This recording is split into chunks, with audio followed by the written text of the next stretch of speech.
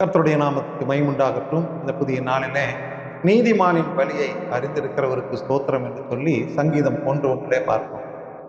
நீதிமான்களின் வழியை கர்த்தர் அறிந்திருக்கிறார் என்பதை சங்கீதக்காரன் சொல்லுகிறதை நாம் பார்க்கிறோம். ஓசியா 12:6 பார்க்கிறோம், இடைவிடாமல் தேவனை நம்பிக்கொண்டு இரு என்று சொல்லி பார்க்கிறோம். இஸ்ரவேல் ஜனங்கள் நம்பிக்கையிலே இழந்து விட்டார்கள். சில சமயத்திலே இஸ்ரவேல் ஜனங்கள் நம்பிக்கையை தளர்ந்து விடுகிறதுனாலே அங்கே ஓசியா சொல்லுகிறார், இப்பொழுதும் நீ தேவனிடத்தில் திரும்பு, தயவையும் நியாயத்தையும் கை கொண்டு இடைவிடாமல் உன் தேவனை நம்பிக்கொண்டு என்று சொல்லி பார்க்கணும். தேவனோடு பரிபூர்ண ஐக்கியமாய் நாம் வாழ கற்றுக்கொள்ள வேண்டும். எப்பொழுதும் அதுக்கு ஒரே ஒரு வழி, தேவனிடத்தில் திரும்ப வேண்டும். நம்முடைய உலக காரியங்களை திரும்பாதபடி தேவனிடத்திலே நாம் திரும்ப வேண்டும். தேவனுடைய தயவை கை கொள்ள வேண்டும். அவருடைய கிருபையிலே ஜீவிக்க வேண்டும். தேவனும் மனுஷனோடு கூட நியாயத்தை கை கொள்ள வேண்டும்.